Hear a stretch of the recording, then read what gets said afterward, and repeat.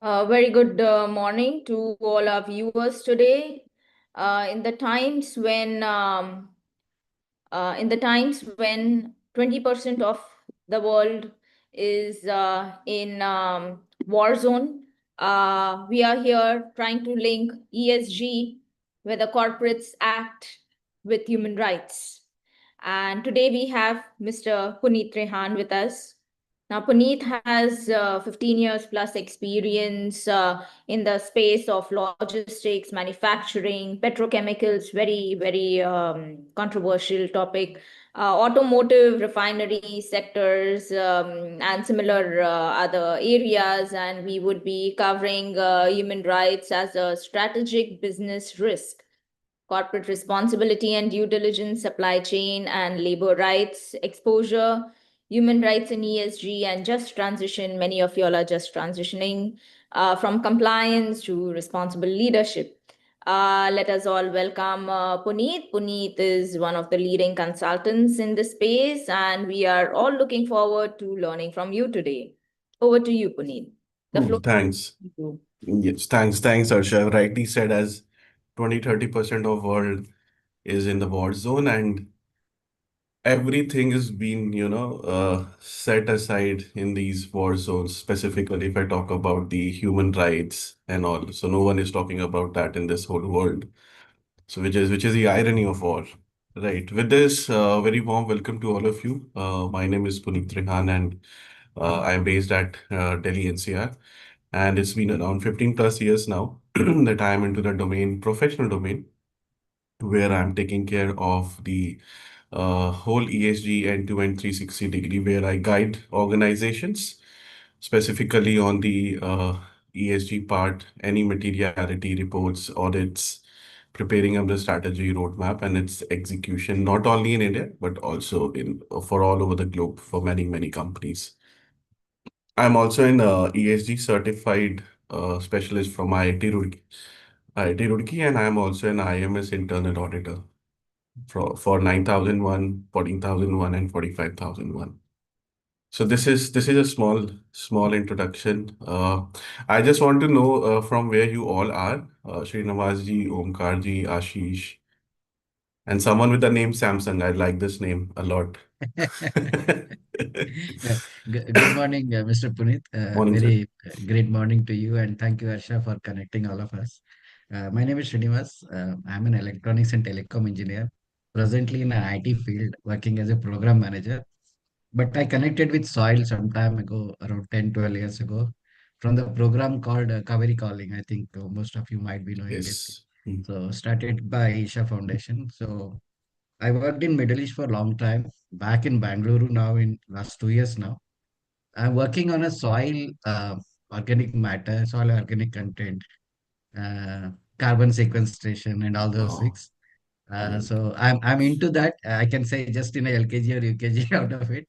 Right. So that's why I'm into this program, trying to understand more on how we can, how I can contribute towards, improving the soil organic content inside the soil, rather than, looking at a commercial part of it. I'm trying to see how it will help farmers to, help them. So that is my small introduction. Thank you. That's great. Thanks, Srinivas.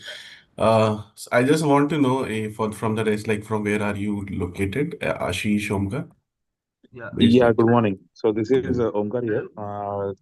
I am from Pune, Pune. and currently Mm. I'm working in Yazaki India Private Limited, where I take care as a company secretary and legal head. So basically, we are into automotive sector. And Okay. recently, what we have started is means why human rights. So basically, as per our global mandate, basically we have started human rights due diligence for our suppliers, and like what are the conditions, working conditions from the legal angle, compliance angle, and so on. So that's why recently activity we have started. So that's why I'm just Hmm. wanted to learn more about human rights. Thank you. Cool, cool. So that's good to know. So I think many of you would be from these particular field and are more aligned towards the human rights, which is somewhere being lost in between the ESG, where people are not much focused on this, even the corporates and all, and we are knowing what's been happening worldwide. Okay, so let's start up this session. I'll just share up my screen. Please give me a thumbs up if everyone is um, aware once my screen is there. Is my screen visible to all? Yes, yes, it is visible. Cool. So what we have kept in this session, what I have kept in this session is let's not be into a one way session. There would be a lot of discussion which I have kept it. I have kept a lot of case studies, real time case studies recently, which has even happened, right? And which we'll be discussing on this, right? So let me first understand by let me go to Ashish. Ashish, what do you mean by human rights as an individual? Hello, yeah, Ashish Joshi Yes. here, sir. Yeah, I please. I am from Bharuch, the Dahej Industrial Estate. For Yes. professional, so we are in the business of agrochemical manufacturing. Cool. So, Ashish, what do you mean as a layman? What do you mean by human rights? Human rights, that means the values which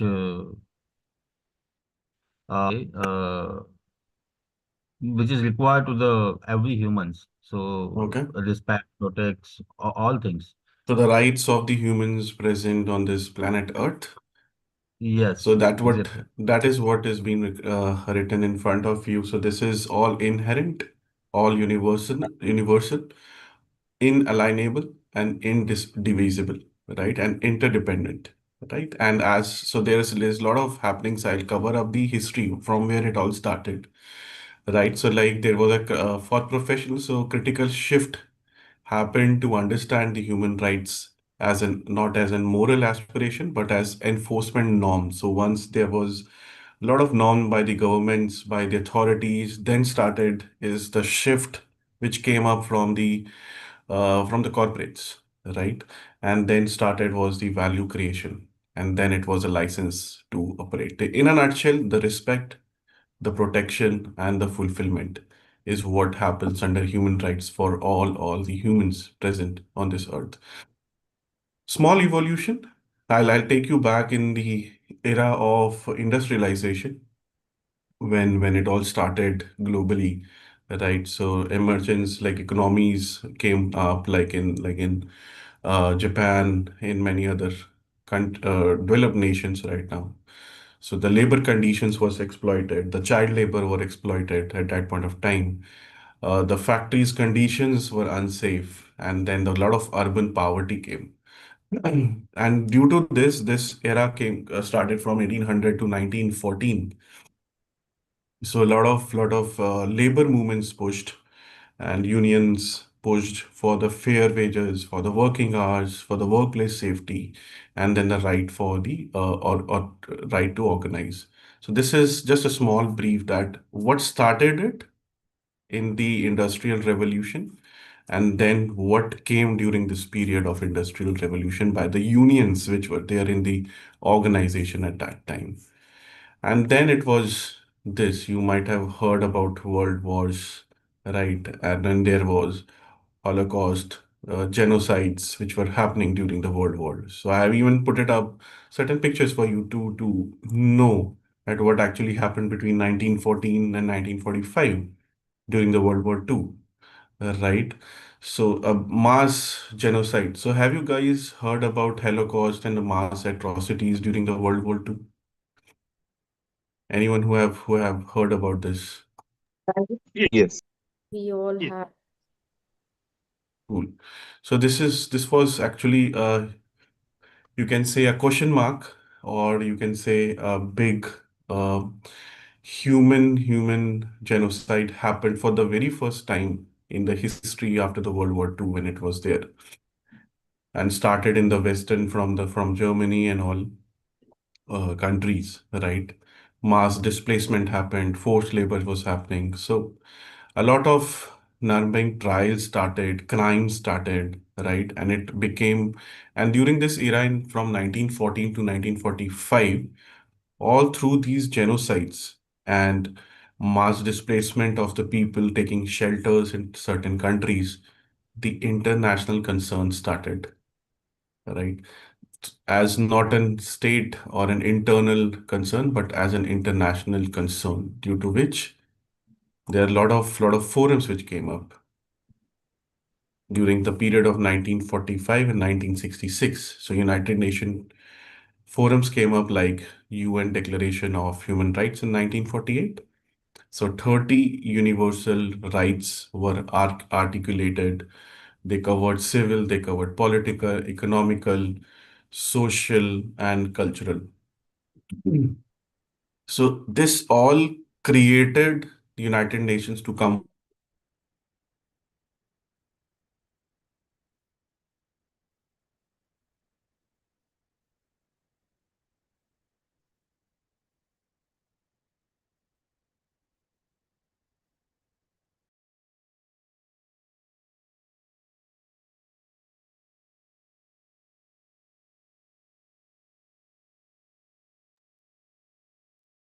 The voice is lost. I think so. He's facing internet issue. Let's just give him a minute or two. He will join. Yeah, the voice is lost. He's got disconnected. Yeah.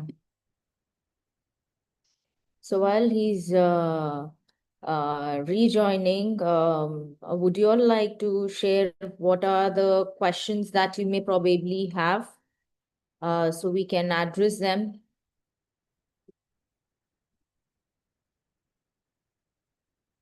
So hi Harsha, my name is Venkatesh. I'm a 23-24 uh, batch of ISCSR. Okay, very good morning. Of course, I I still have not changed my name from Samson, so I'm Venkatesh. Okay, had a very fantastic time in Goa in 2024 when we all met you. Thank you so much. Uh, Uh, so my question was, how is the evolution of human rights with specific reference to Indian working conditions is what my specific question is on this. And subsequently, when the topic moves forward, I would like to look at some questions that as it moves forward. Yeah. Great, great. Thank Now you. you are able to Thank see you, me. Venkatesh. And I do remember you, and I hope that you could join again this weekend. We have a lovely conference coming up. But Uh, I'm yeah, sure. If anything in Hyderabad, yes, more than happy. But then if it's some other location, probably it becomes a little challenging. But definitely, whatever Saturday, Sunday, wherever I can join, definitely I'll do that, Harsha. Yeah. okay. All right. Thank you, Venkatesh. Yeah. Cool, cool. Sorry, electric glitch happened. So I'm in the sphere of, Delhi NCR, which is the world's number one polluted, and also a lot of electricity issues still happening. So my apologies on this. Right. Okay, so Can we were I just and ask you one personal question? You are into yes, that industry. You are in yes, sir. Delhi NCR, maybe I don't know how many years. So What is that it's been 30 holds you plus to stay years. back in Delhi? Why people in Delhi they don't want to move out? Let's vacate the Delhi. Sir, It's a health like concern. I recently shifted to Gurgaon, just thinking this with my family that there would be less pollution, and it is all Okay. same. They're all like brothers and sisters. My I try to go out of India only. Oh. Oh, But there are so many places in India you can still yeah, vacate. I am totally open to move with my family anywhere because of this health issues. My brother, he's Please come to already out Bangalore. here. Please come to Bangalore. Lot of traffic, sir. Right, cool. Health-wise still okay. It's okay, yes. Yeah. Cool. So due to all these atrocities which happened where we was during the World War II, the genocides and all, so United Nations came forward in the era of 1945 to 1966, and certain Universal Declaration of on Human Rights started, right? Where they gave 30 articulated universal rights, so which is all related to civil, political, economical, and cultural, right? And even there were many treaties which were signed in at that point of time. So like one was ICCPR, which is International Convent on Civil and Political Rights. focusing on the civic and the political issues. Similarly, ICSCR, which was economic, social, and cultural focused. So these treaties, UN helped out to come up where the countries came and they signed these treaties. So things started to move towards focusing on human rights, on the people, on the humans, right? And then from 1960s to 1990s, the expansion came, and then now what we see is the rights for the children's, migrants, disability, women's, racials. This all started to being created into this particular era. So you can see these pictures, which depicts that how the nations and the United Nations they came together and they created such rights for the people. And even International Labor Organization, they also strengthened the labor rights as human rights through binding the conventions. So this is all era which I am giving you that from where till where we are right now.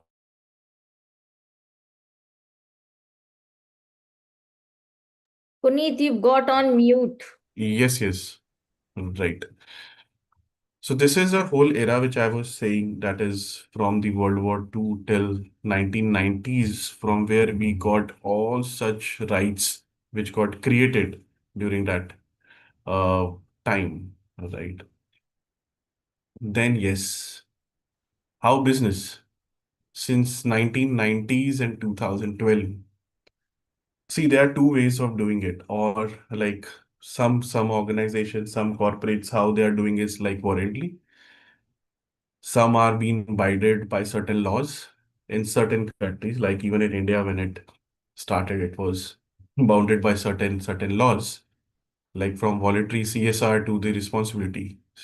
Even during this era, you might have seen right now also.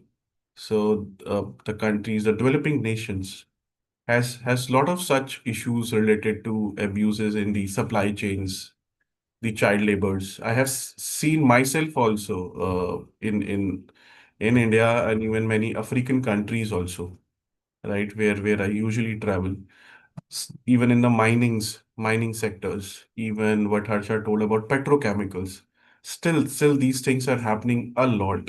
I won't say it has been eradicated fully, but still things are happening in the ground level realities, right? And even the environmental and the communities is also being harmed. So all this during this 1990s and 2011, when it became from voluntary CSR to the responsibility for the organization, this lead to United Nations guiding principle on business and human rights at that point of time, right? Which is all related to the human rights due diligence. Then it is all related to the respects, the following of the human rights, and the remedy to for the effective stakeholders. Now, the question comes here is, what do you mean by human rights due diligence? Anyone? Just in few seconds, if someone can answer.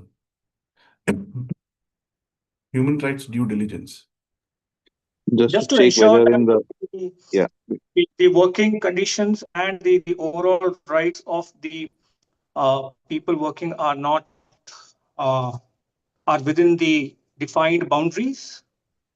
Yes, it is. So, what do you think? Is it an audit or it's a check? So this is a fundamental. This should be a fundamental right. Correct. So I have covered in coming slides the human rights due diligence, and this is where what I felt in the whole of 15, 16 years of professional experience, the corporates, the governments are still lacking in the human rights due diligence, right? At the supply chain levels, at the value chain levels, right?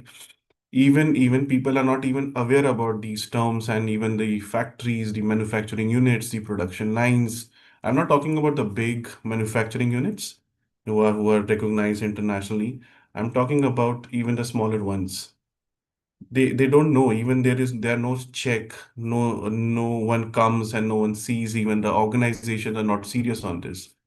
That's what's happening. So that is why UN guiding principles on business and human rights became very, very important at that point of time. And even I feel it today also, it's very important to foresee in terms of as a responsibility as an corporate or an individual.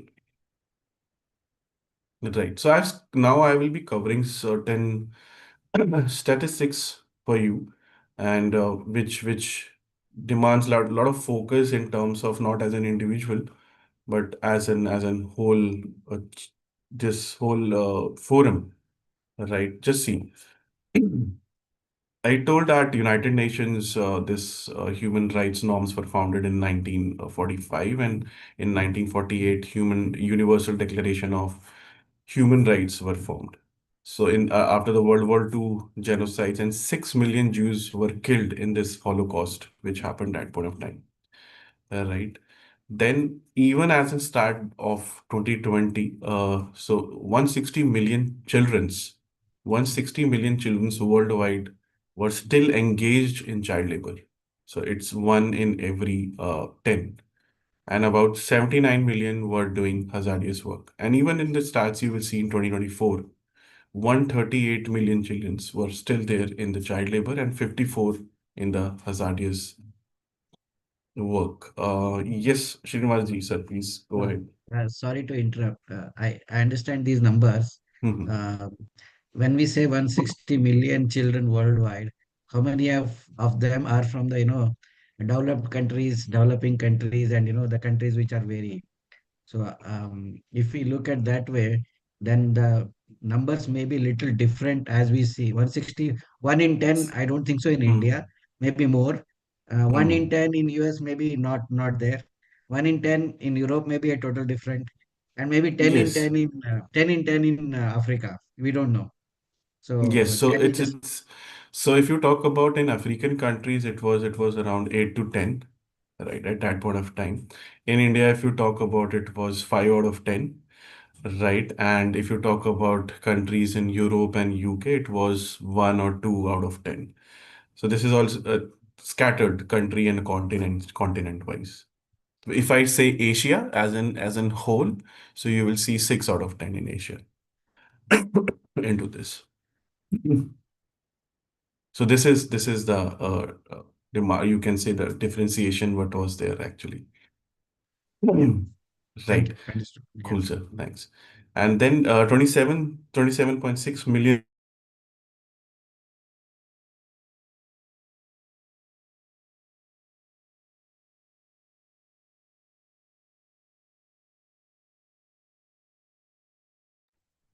I think so. He's again faced a. uh Yeah, Puneet.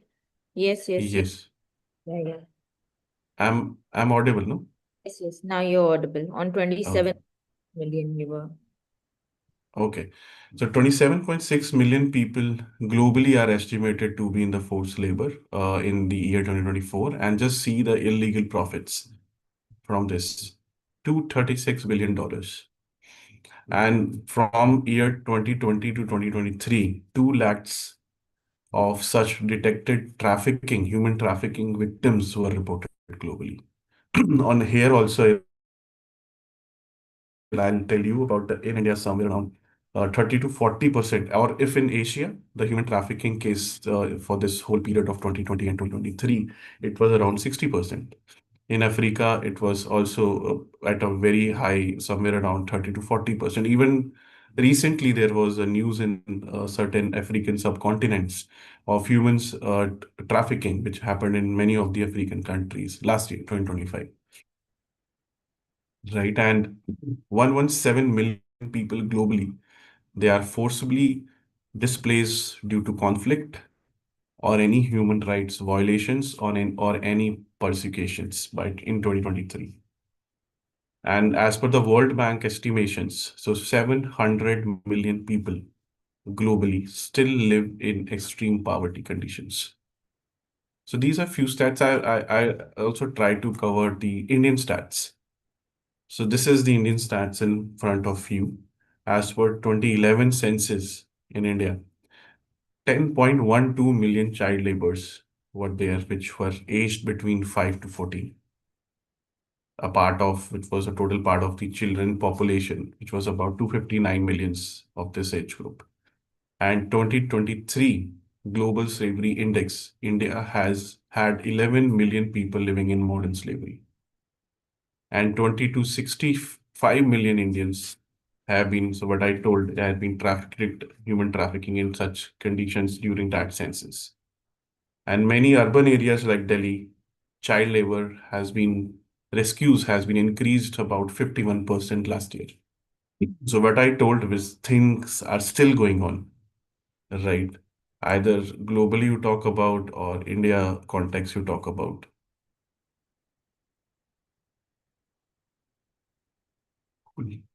Okay, so now there are few important topics how human rights can be a strategic business risk. So there are a lot of risk, reputational risk, financial risk, operational risk, which are being directly involved in the human rights for the businesses houses, right? And particularly in today's era, if any organization, any corporate who wants to continue for a longer period of time, they have to take care of all such risk which are abiding and coming up from the human rights, right? And not only the corporates and the governments are after this, even you guys will also agree there are a lot of investors who are also ask the organization particularly on this. And there are a lot of, still the atrocities are going on in the terms of the value chain partners, which I already said. The value chain mapping and its complexity is also a big challenge right now going on, right, in this. And so that is why I said as a strategy in for any business houses, any corporates, so they have to have a strategy related to the human rights enforcements in their organizations, right? So first, you all know this would be a big legal and the compliance risk, right? If like there you are not following the United Nations guiding principles on business and human rights, even your human rights policies, which an organizations have, it has to be totally aligned with international labor organizations and certain OECD guidelines. Why I'm saying this, that this is should be aligned, there is a reason.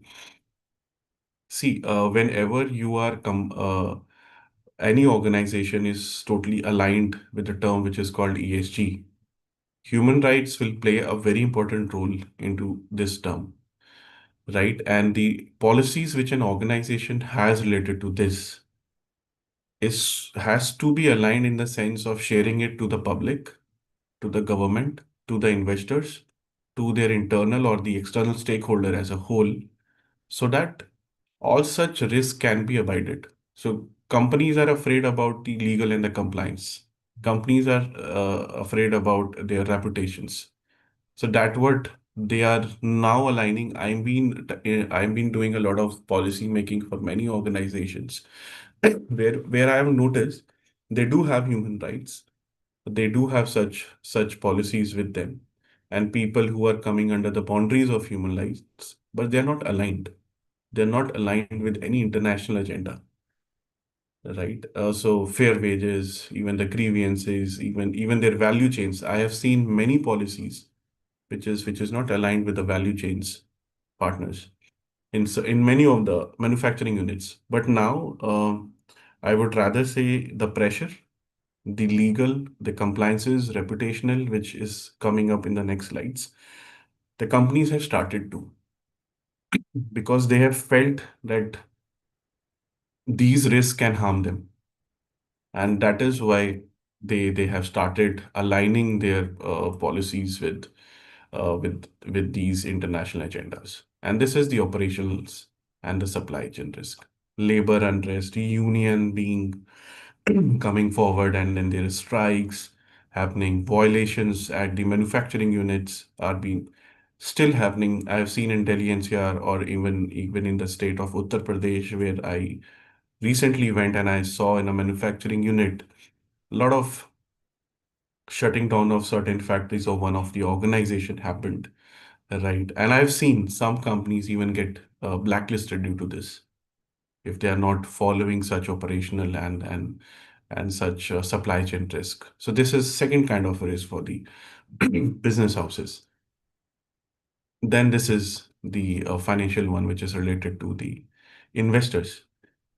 Again, from the organization point of view, it's very important, and there's lot of ratings, a lot of consideration by the investors. You talk about BlackRock, you talk about SoftBank, anyone, right? They consider what you have done related to human rights, what policies you have which are aligned with the international agendas, your ESG ratings for your organization by CRISIL, by MSCI, by this S&P Global, they get affected due to this, which investors sees eventually before making their decisions of investments. So this is also one kind of parameter for investors for making their decisions uh, for the investing in any of the organizations. This affects your organization ratings. So that is one of the another risk. Then yes, reputational and brand risk. I'll discuss three of the case studies with you. And you might have also heard about these case studies a lot. One being the recent one, which you will see how the brand was affected financially, and even the reputation was drastically gone from the market. And it was an international brand. It is still an international brand. Right. So reputational damage. So your customers, loyalty, your brand equity, employer-employee bonding, your talent keeps on moving out of your organizations all over the globe, and this hampers your company. Not only in this reputation, even your business and all gets hampers. Right. Then there is strategic and the growth risk. If you want to go or you are already into a PPP model with any organization, public private partnership, it gets hampers. Even your larger projects, large infrastructure, cross border mergers, acquisitions, even if you want to enter any new market as to explore in or to bring out your business there, it get hampers because all these things what you have is being checked. I'll give you an example here. I was aligned with one of the organization which is in Europe, and Europe, you know what's been going on right now, and that organization wanted to excel in terms of the business for the supply chains and the logistics sector, not only in India but into the African nations. But what they failed was all such atrocities which they had.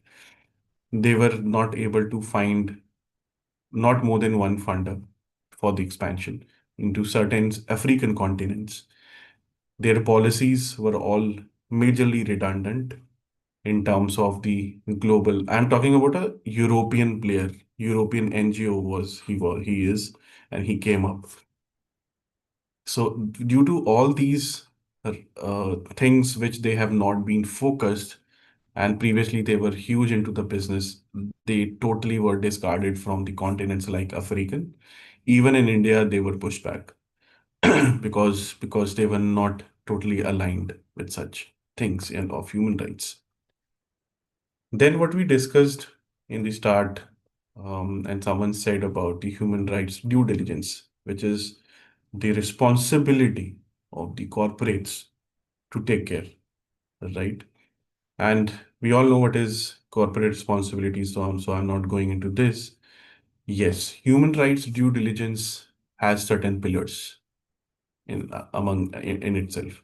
So as I said, it's not an audit, it's not a one-time exercise. It's a check every time, 6 months or an annual basis.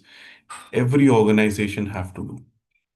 I'll share you a case when I was in Chennai recently. So one of the organization I went for certain inspection or an audit, you would say. I have seen in the manufacturing units the small children who are working as a child labor. So when asked question that how this happened, so no check from that organization was there. Similarly, I've been into Northeast. So this same scenario was going on. The company had policies, the company has everything which was required for thing, but at the ground level, there was no check. And I think someone of you have said that this is actually the responsibility of the corporates also to make their organization and their all wherever they are present as a check. So there are certain pillars under HRDD, human rights due diligence. First is the impact centric. Any idea what would be an impact centric risk identification? Impact centric. A reputational risk or a financial risk or a legal risk? Yes. So how it gonna hit an organization, their people, their profits, right?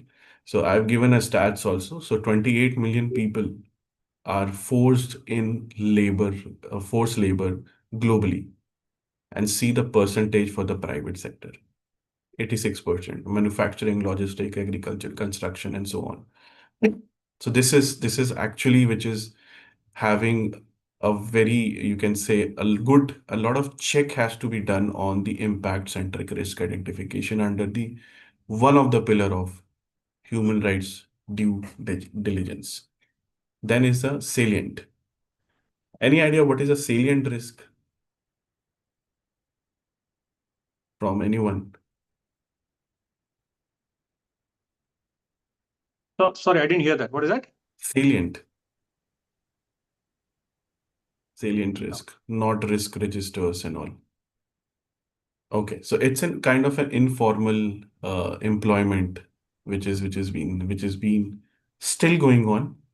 I would say to in the many parts of the globe, right, and which is not been notified anywhere, right? And so this is I have mentioned here. So for the wage theft, for unsafe work, right, and this is increasing, right, where people don't know that who is actually working down the line. And then is a risk which is related to the integration into business functions. Now, how this integration to the business function can be a failure if not followed? Anyone?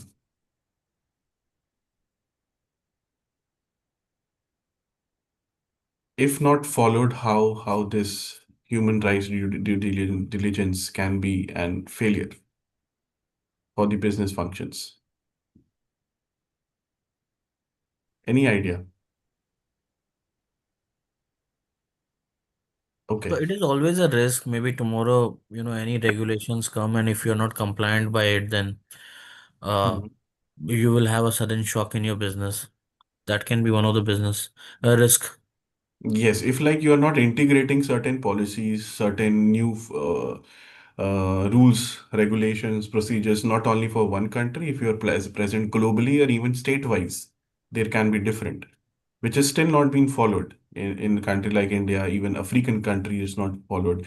Now, giving you example of the countries like Singapore, Japan, they are very way ahead in terms of following such things, right? Very rare chances such case comes in from those countries, right? And which imposes a risk towards the business failures for any organizations. And in the case studies, I'll discuss more on this. Then even the grievances. I have rarely seen grievances to be there in the organization if they're to be followed on a very stringent rule, or someone who's looking forward to come up and tell their grievances. People do have complaint boxes in the organizations and all. They have their proper channels, committees. Still, such cases are very less. If I talk about the companies like Tata's, they are doing excellently, very well in this human rights and all. Specifically, if I talk about companies like ITC, even in the grievances mechanism, a really good work they have done so far.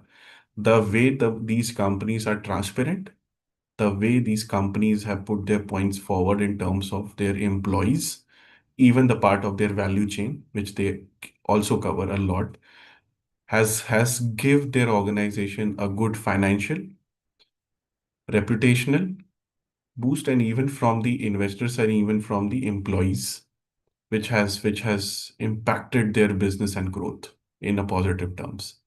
So this is what I have mentioned it for you in this. Now this is a whole. This topic is totally still. I would rather say it's still under like a lot of work need to be done in terms of supply chain and the labor rights worldwide. I will see not so much on the developed nations. Still, it has been required there, but in the developing nations, right? And so I have mentioned here, like for many MNCs, 70 to 90% of their total labor rights exposures sits outside direct operations, those who are present globally, right? And tier one, tier two, tier three countries, right? And from where they get the raw materials, from where they have a manufacturing units, still they have a lot of issues related to the supply chain and the labor rights in those countries, in those continents, because there are a lot of migrant workers which are also coming up. They're contracting or subcontracting workers. You know what's been happening in many developed nations. Either it's in Europe, it's in US, right? So a lot of such things are the part of what's happening right now in supply chain and labor rights. So forced labors are happening a lot. Child labors, working hours, wage. Even I have seen in many manufacturing units, if your declared working hours are for 8 hours a day, just for example, I'm giving, right? Rajesh ji, I'll just come to your point. I have seen companies who are taking 10 to 12 hours also, right, from that particular labor as an individual. Some companies are paying them for the extra working hours. Many of the organization I have also seen are not even paying. So all being done into their softwares and all changes happens. So this is what's still been happening. Yes, Rajesh ji, please go on. Wanted to ask, sir. Thank you, sir. Sir, I am also from manufacturing unit, Right. and whenever we are going to evaluate and supply chain, I am a team member, core team member of supply chain as well as ESG evaluations. So Mhm. whenever we are visiting to other tool manufacturing unit or other suppliers manufacturing unit and all these things, the documentation is well correct and maintained. They know what Mhm. they have to produce, but what Right. reality, this is the something different. Point number one. Point number two, uh, we are also and our scenario is that majority work we are doing through the contractor within the company premises also, right? And we have certain checks like wages they have paid through banks and PF and all these things. But Mhm. the hardcore mentality of the labor, specifically from Bihar, UP, or that eastern side, they wanted we will not work for the 8 hours and get the wages. We will work for the 12 hours and we wanted that much money. And that is certain their own limitations also. They have to run their family and everything. And majority industries in a very remote area where there is no entertainment, no side business is possible. So it is our mandate to accommodate that situation, and we have to prove the paper something else. This is the reality. I think this is the my point, sir. This is the ground reality actually which is happening. I'll share a scenario here adding to your point. As you said, you went to your certain one of the manufacturing unit and policies and everything was perfect. The documentation was totally perfect. And still I found five forced and the child laborers working for 12 hours in that manufacturing unit. And then and there we have to expel the person who was taking care of in that particular of these things in that particular factory and a manufacturing unit. But still actually this is happening. So here comes the responsibility of and the stringent rules of that organizations and the check. That's why I have emphasized in the start, we need to be very, very stringent on the due diligence part of human rights. That's why I keep on going and with my team. So every quarter into many surprise check into many our units and different other company units. I keep it check that every quarter we need to go and check because a lot of new joinings comes up into this particular area of manufacturing units. So this is actually what is happening, and that the only way possible is a regular check on this. Even you have documents, even you have a checklist of onboarding your suppliers, vendors, everything. They'll take on everything, but still, when you go to the ground realities, you'll get some people who are into forced labor, child labor in such cases. Great, thanks. Thanks, Ajay ji. Correct. Great. And then there are few more parts into this, like unsafe and unhealthy working conditions, and the biggest case study I'll discuss with you will be the Rana Plaza factory in Bangladesh. What happened in the year 2013 there, right? And freedom of association, and then discrimination and the harassment on the basis of gender, caste, and all. Right. So this is on this the supply chain and the labor rights. Now, human rights in ESG and just in transition, it is very, very vital part. Let me tell you, people, corporates, governments are not focusing. I agree that yes, we should focus on environment a lot. It's accepted because we are getting a hit. But this also has a very, very important role to play in terms of ESG as a whole. Can any one of you tell me just in few seconds that why it will play an important role in ESG? Anyone, any idea? Why human rights will be important? The fundamental reason is that we have to be sustainable in the business. If human Mhm. right is not maintained, there will be a chances of chaos, and our branding or rating by the EcoVadis or others well reputed, it will be get hampered, and it will ultimately going to hamper our business or affect the business. But the Yes. scenario, today's Mm. scenario is that still people are not understanding what will be the future. Correct. And this is actually the irony of this whole equation which is happening worldwide, right? People are still companies wherever even I go, so they say, no worries, what happens? We have the documents, we'll pay that guy who will come for inspection and then we'll get it rectified. But they're not serious because once you go globally or even you go for investors or you go public, you have to have this, otherwise you will be totally thrown out of the market. So this is will be having a very important role. We are just having short of time. So what I'll do is I straight away come with this case One study. Yes, point, sorry, one please. point I would like to add from an investor Hmm. point of view. Now, human right violations, this is directly connected with the performance, like the company's performance. We know that it's directly linked to the human performance. Like, say, motivated, trained, sustainable performance can only come from proper human capital management. So uh, I would say from an investor, a lot of investors are looking into how the company is maintaining, of course, human rights, but Hmm. how it is translating into performance. A motivated and committed, highly energized uh, team, including workers. It's very important Correct. for the company to sustain. Like, Correct. And the very important point which people will go out of this which will be a improvement point for any organ is the training and capacity building. How well trained and motivated through training these people will be, how the leaders are connected with their team members down the line and their immediate leaders in the mid level are being connected and how well they are trained.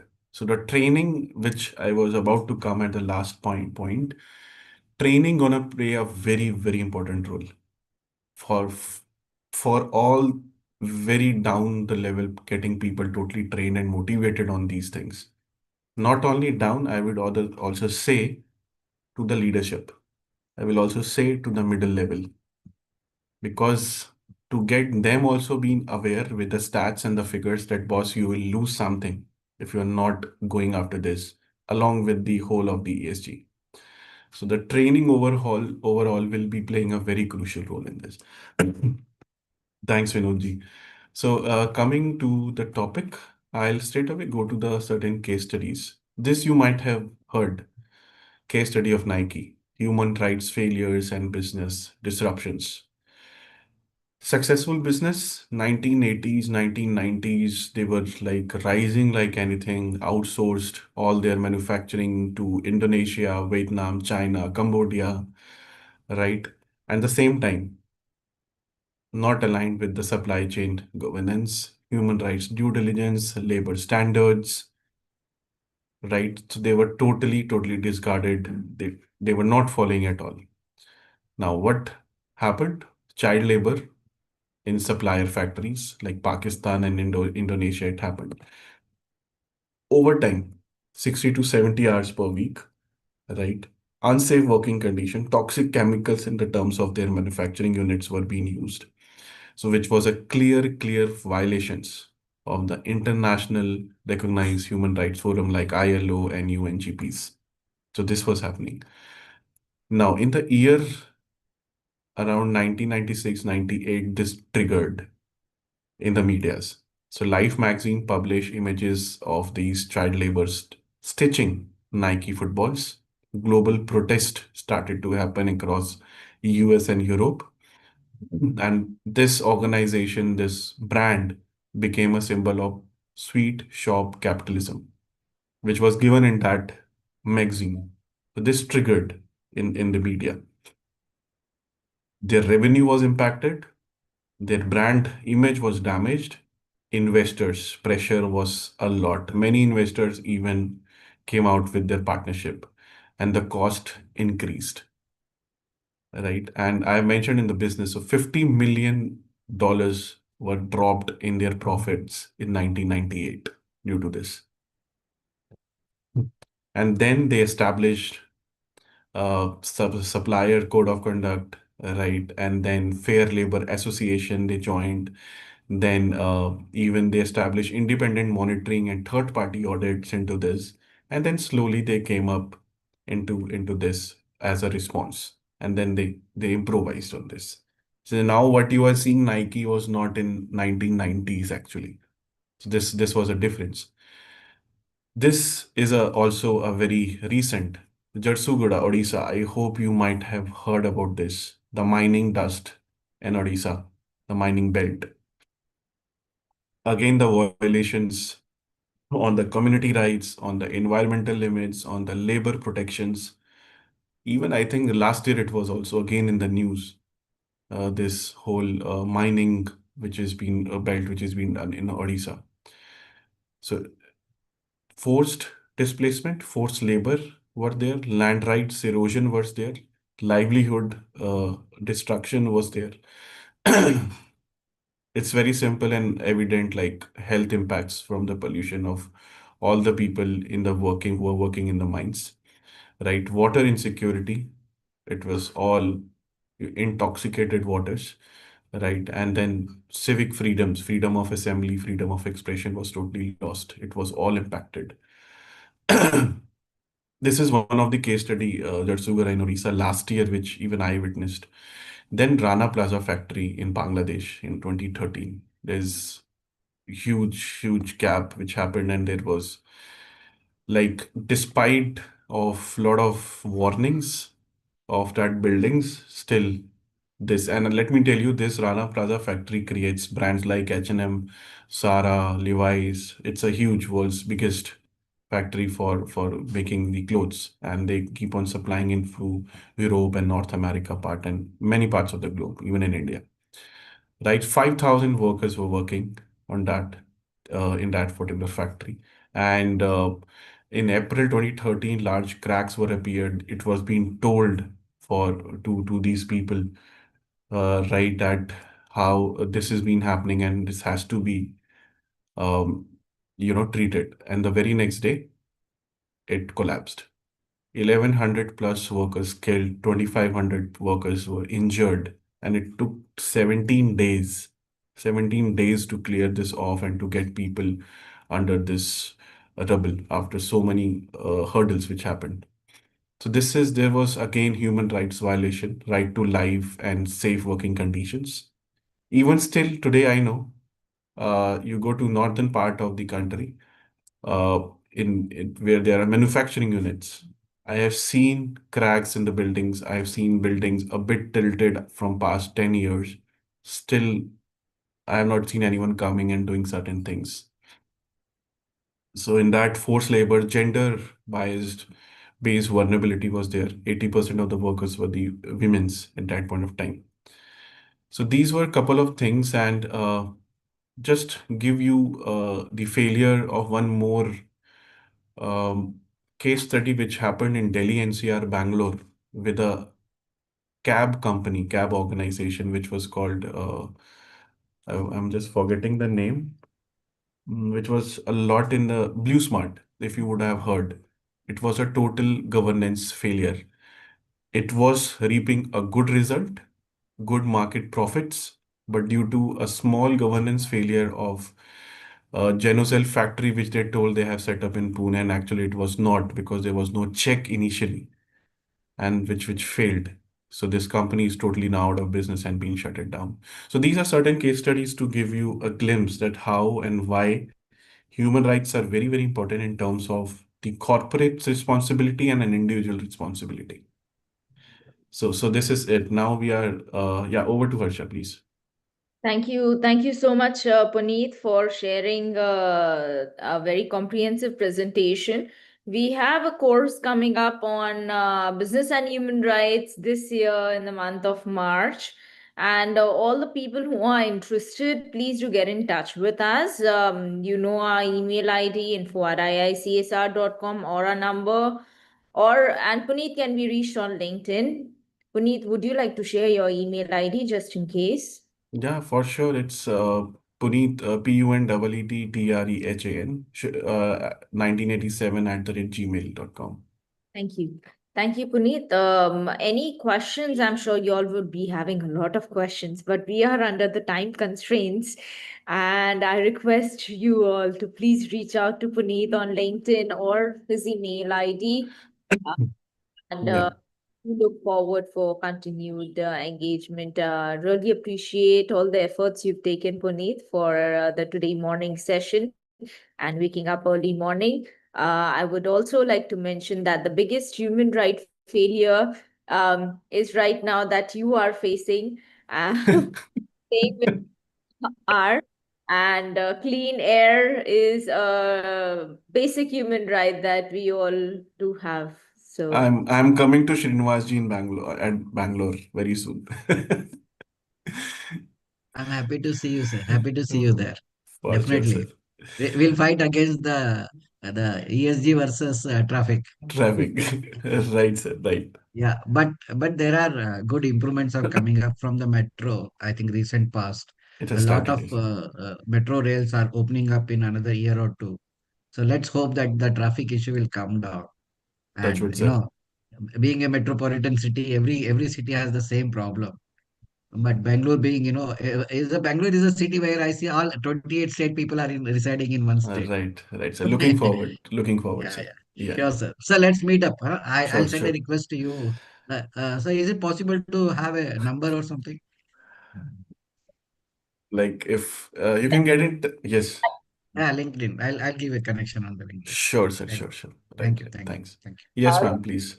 Great, Puneet, Mr. Srinivas, Rajesh Kumar sir, Ashish Mehta, Kulgud, Mr. Vinod, Yutaro, and Surendran Prakash for joining us today in the morning, and all our viewers watching us virtually. I wish you a very happy Sunday. Right. Thank you. you, ma'am. Thank you. Thank you, Uh, Thank everyone. you. Thank you so much. hello. Thank you, Puneet. Yeah, Mr. Utaru. Before closing, I have one question actually. So I'm sorry that at the end of the meeting. So I actually put the comments in the chat also. It's just quite surprising that there is still the child laborers in the manufacturing industry in India also. Personally, I'm also taking care of the human right audits inside a company, also our supply chain also. Then we have completed more than 50 plus audit, and then we couldn't find any of the child labor in the automotive industry. So we are in a tier one automotive components company. So my question is that when I conduct the audit, of course I'm checking whether they have check with the HR person whether you have a minimum wage defined in a company policy. For example, everyone says 18. It's Indian practice, yeah, common practice. And then my question is that, for example, they have a multiple plants factory, and then how is it possible to verify there is no single child labor? It's a practical, really difficult. It is actually indeed a practical and a very valid question which happening in the ground realities, which even Rajesh ji Yes, also yes. highlighted. So Hmm, only way out is a regular checks, regular audits, monthly basis, because these people keep on shifting and hopping from one hmm, job to another. Right. hmm, During that time itself, so when we need to have and make our HR strong in that part of the area, and that HR need to be very well physically present into that particular locations, and hmm, then we need to plan out accordingly for different location where HR can be present, and so that hmm, this can be checked on hands-on. So that this is the hmm, only way which I did actually, and hmm, then I succeeded for the two of the manufacturing units in India in this. Now there is no hmm. child labor in I those think I company. personally say yeah, inside a company it's easy to manage. Depends on HR definitely. So Yeah. below 18 or like according to child labor, then before below 14, we cannot allow the minors to work. It's possible, but if as an auditor, if I'm visiting the supplier and a business partner, and then if they are hiding, so it's difficult to It's find out. difficult. Actually, it is difficult. But we need to make Yeah. our Mm, mm, process very much stringent, yeah. very much stringent in Yeah. this. Yeah. Yeah. Hmm, Cool. hmm, Thanks, Utar. yeah. Yeah. Yeah. Thank you Uh, very Thank much you. for your Yeah, presentation. thank you. Thanks, Arsha, for your time and arranging. Mm, online LinkedIn for future yeah. questions. And really appreciate, Puneet, all the patience. And thank you, everyone, for the interest in this subject, human rights. Oh, thank you so much, and happy human rights to everyone. Thank you. Thanks a lot. Have a To nice day.